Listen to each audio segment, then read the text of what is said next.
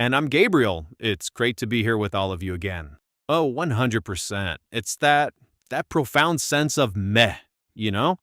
You get the promotion you've been grinding for, and you get the email, and your first thought isn't, yes, it's, okay, cool. Now I have more meetings. The fizz is just gone. The fizz is gone. That's exactly it.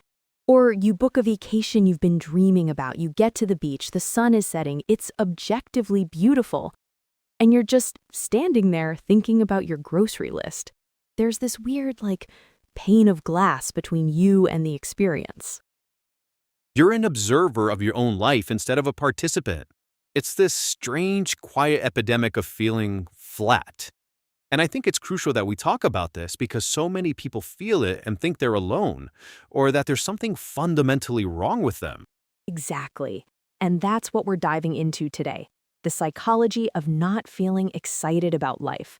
We're going to unpack why this happens, the hidden forces behind it, and most importantly, what we can actually do to get that fizz back. And it's a feeling that can be incredibly isolating, because on the surface, everything looks fine. You might even feel guilty about it, thinking, I have a good life, I have nothing to complain about, so why don't I feel happy? It's a very confusing and quiet struggle. So let's start with what this is and what it isn't. When people hear, I don't feel anything, their mind often jumps straight to clinical depression. And while that is a very real and serious condition that people should absolutely seek professional help for, this emotional flatness can be something different. Right, that's a super important distinction. So how do we tell the difference? What is this specific kind of numbness? Well, to generalize a bit, depression often involves a persistent, heavy sadness, sense of worthlessness, and a lack of energy for almost everything. This numbness, which psychologists sometimes call anhedonia, is more of a blunting of the positive emotions. It's not that the lows are necessarily deeper, it's that the highs have vanished. A blunting. It's like the emotional spectrum that used to be a vibrant rainbow is now just shades of gray. You're not necessarily in the black, but there's no yellow or orange or bright red either. You're just existing in the middle. That's the perfect way to put it. You're living life in grayscale. And one of the biggest culprits for this desaturation of life, especially in the last decade or so, is a concept we really need to understand: dopamine overstimulation. Okay, dopamine, the pleasure chemical, right? The thing that makes us feel good when we eat chocolate or get a compliment. So how can we be overstimulated by it? How can feeling good be a bad thing? That's a super common misconception. Dopamine isn't actually the molecule of pleasure itself. It's the molecule of motivation. It's what drives you to seek the reward. It's the anticipation, the wanting, the craving. And our modern world, it's like a fire hose of easy, high-volume dopamine triggers. You mean our phones, let's be real. That's the main delivery system, yes. The infinite scroll on social media, the notifications, the dings, the likes, but also on-demand food delivery, streaming services with autoplay, hyper-palatable processed foods, online shopping. Wow, it's everything. It's the entire architecture of modern convenience. It is, and when our brains are constantly being hit with these massive, cheap, easy jolts of dopamine, the baseline for what we consider rewarding gets pushed higher and higher. It's like we're always shouting, so a normal speaking voice sounds like a whisper. And this leads to something we can call the dopamine burnout effect. Dopamine burnout. That sounds intense. Okay, break that down for us. What is actually happening in our brains? The simplest analogy is tolerance. Think about coffee. The first time you have a cup, you're buzzing. But if you drink 3 cups every single day, eventually 1 cup does nothing. You need 3 just to feel normal, to get back to baseline. Right, okay. I know that feeling. It's the same with dopamine. When your brain is constantly flooded, its dopamine receptors literally start to retreat. It's a biological process called downregulation. Your brain is trying to protect itself from the onslaught, so it makes itself less sensitive. The result is you now need more and more intense stimulation just to feel okay. And the things that are supposed to feel good in real life, like having a nice conversation or finishing a chapter of a book or watching a sunset, they can't compete. They don't provide a big enough hit for our desensitized brains. Not even remotely. It's like trying to appreciate a delicate acoustic melody while a heavy metal concert is blasting next door. The subtle, natural rewards of life get drowned out. I mean, think about the effort to reward ratio. To get a dopamine hit from learning guitar, you have to practice for weeks, get calluses, struggle. Versus picking up your phone and getting a hit in 0.3 seconds by seeing a funny video. Exactly. Our brains are lazy. They will always choose the path of least resistance to that feeling of reward. So we become conditioned to seek out these quick, easy hits and the things that provide deep, lasting fulfillment, which almost always require effort and patience, start to feel intolerably boring and unappealing. I feel this in my bones. I'll sit down with a book, something I genuinely want to do, and within 2 pages, I feel this antsy, restless energy. My hand literally twitches towards my phone. It's like an involuntary reflex. My brain is just panicking, looking for its fix. That's the seeking loop in overdrive. It's a powerful primal circuit, and our modern technology has learned to hijack it perfectly. Our biology simply wasn't designed to handle an environment with infinite, novel, high dopamine stimuli available 24/7. So our brain's adaptation is to just numb out. So my brain is bored with my actual life because it's been mainlining the internet. That's deeply unsettling, but it also makes a lot of sense. It is, but it's also empowering to know because it gives us a target. But before we get to solutions, there's another layer here. Sometimes the flatness isn't coming from what you're putting into your brain, but from the very structure of the life you've built around yourself. Okay, I'm intrigued. This is the idea that sometimes you've just outgrown your life, right? What does that really mean? It sounds so dramatic. It sounds dramatic, but it's often a very quiet, slow process. It's a fundamental misalignment. Think about it. The person you were at 22 when you chose your career path is not the person you are at 32 or 42. Your values change, your priorities shift, you learn more about yourself. But our life structures, our jobs, our relationships, where we live, tend to be much more rigid. Oh man, that hits home. It's like you're still wearing clothes you picked out a decade ago and they just don't fit anymore. But everyone tells you what a great outfit it is, so you just keep squeezing into it every day. Perfect analogy. This is the core of success without fulfillment. We follow a script laid out for us by our parents or by society. Get good grades, get the right job, climb the ladder, buy the house. We check all the boxes. We achieve the goal. And then we stand on top of that mountain we worked so hard to climb, and we look around and realize we hate the view. We climbed the wrong mountain. Exactly. That feeling of emptiness, of flatness, is the emotional consequence of that misalignment. It's your inner self screaming, this isn't it, this isn't us anymore. We chase external validation, the job title, the salary, the approval of others, while ignoring the crucial internal work of asking, what is actually meaningful to me right now in this phase of my life? And that question is terrifying because the answer might mean you have to make huge, scary changes. It's so much easier to just not feel it, to just go numb.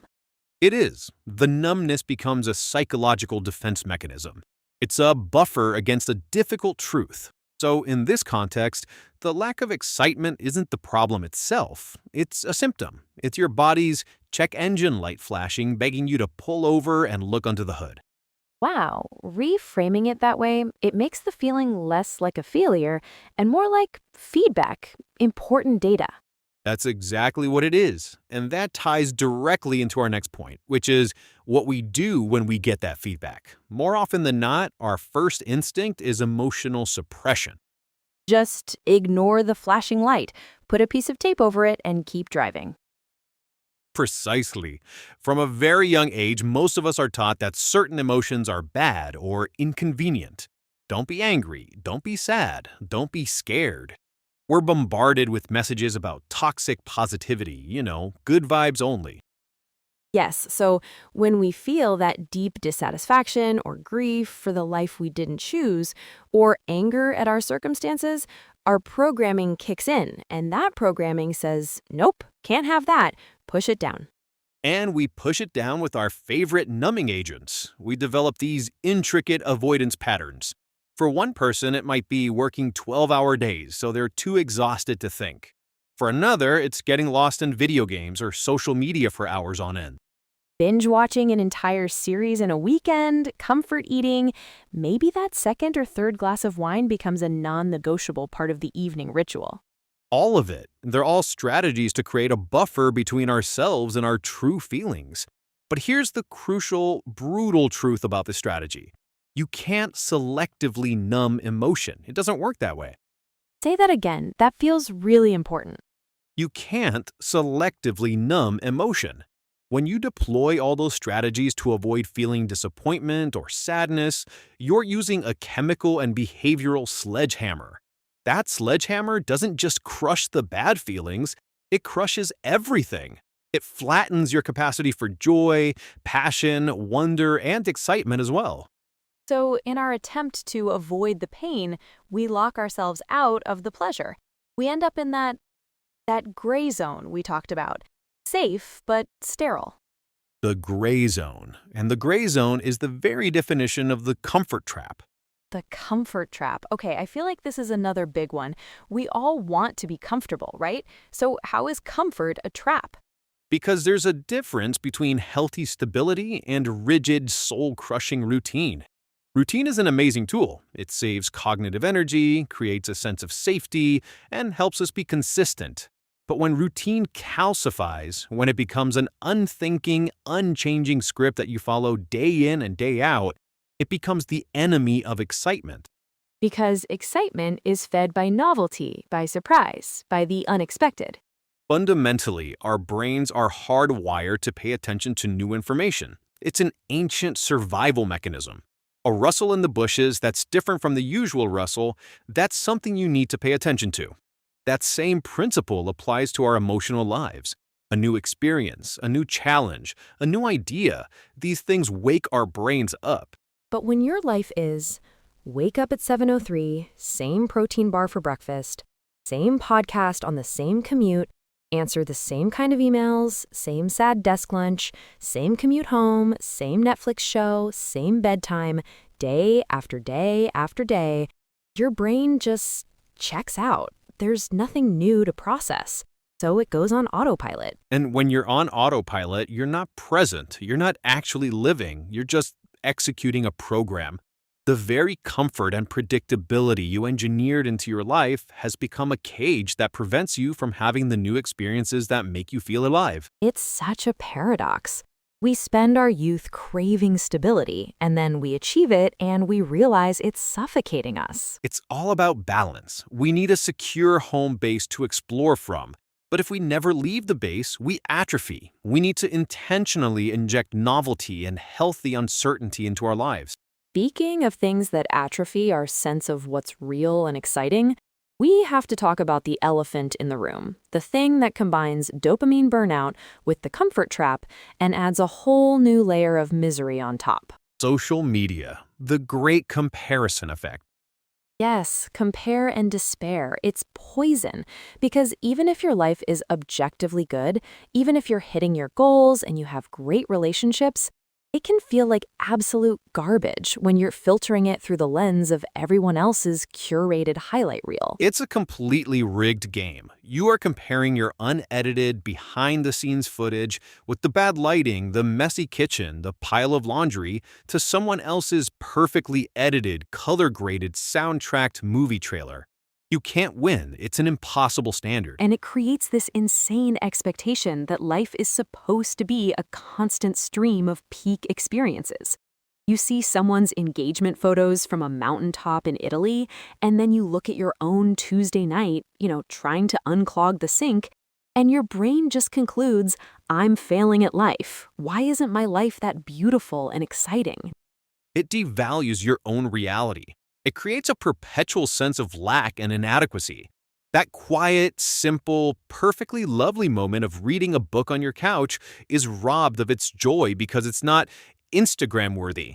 It fosters this constant sense that the real, exciting life is happening somewhere else, to someone else. So it's a double whammy. The act of scrolling itself is frying our dopamine circuits, making real life feel boring. And the content we consume while scrolling makes our specific real life feel inadequate.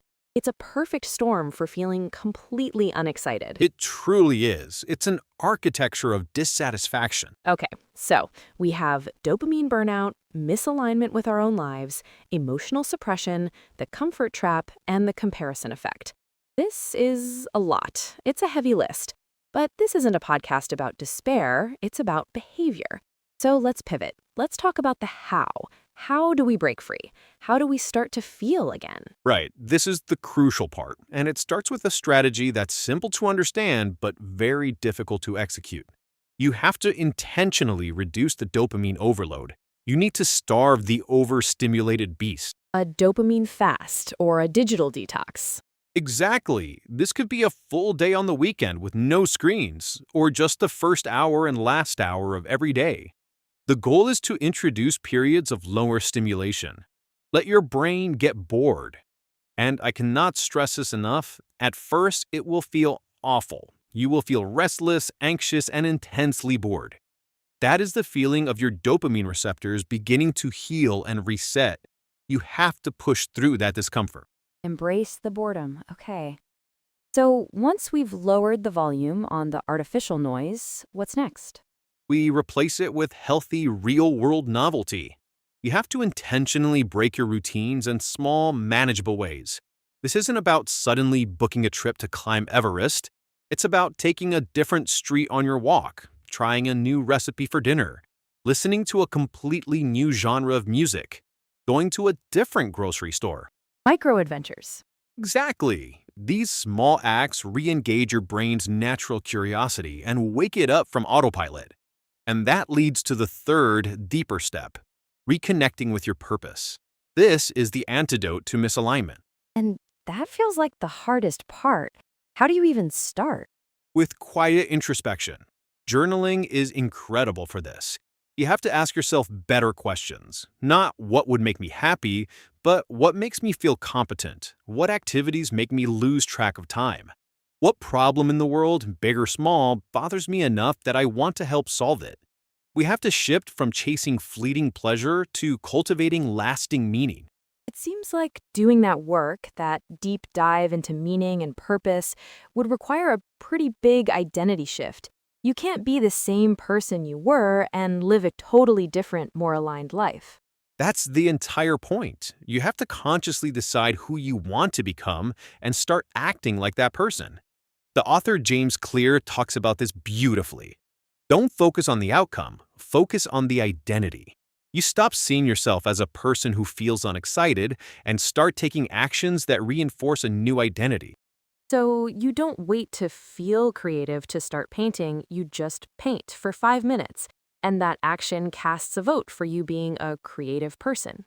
Precisely. Your identity is just the accumulation of your actions.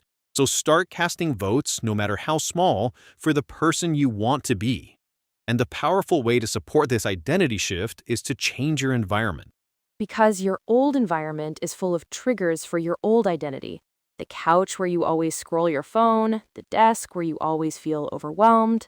Exactly. A new behavior is much easier in a new environment. This doesn't mean you have to move to a new city. It can be as simple as rearranging your living room or deciding to do your creative work at a coffee shop instead of at home.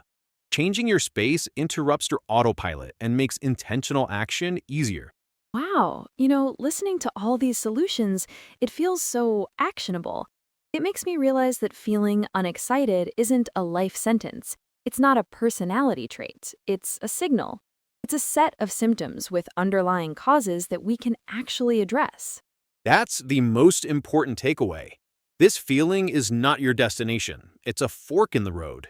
It's an invitation from your life to wake up, look around, and choose your next direction with intention. I love that. So, for everyone listening, our call to action this week is incredibly small. We want you to pick one tiny thing to break your routine. Could be brushing your teeth with your non-dominant hand. It could be having breakfast for dinner. Just one low-stakes act of novelty to prove to your brain that the script can be changed. And as you go about your week, we want to leave you with a reflection question to just sort of let marinate in the back of your mind. The question is, What is one thing that used to bring you genuine joy that you've stopped doing? No pressure to do it, just allow yourself to remember it, acknowledge it. That awareness is always the first, most powerful step back to feeling. Thank you all for decoding with us today on the Behavior Code. We'll see you next time.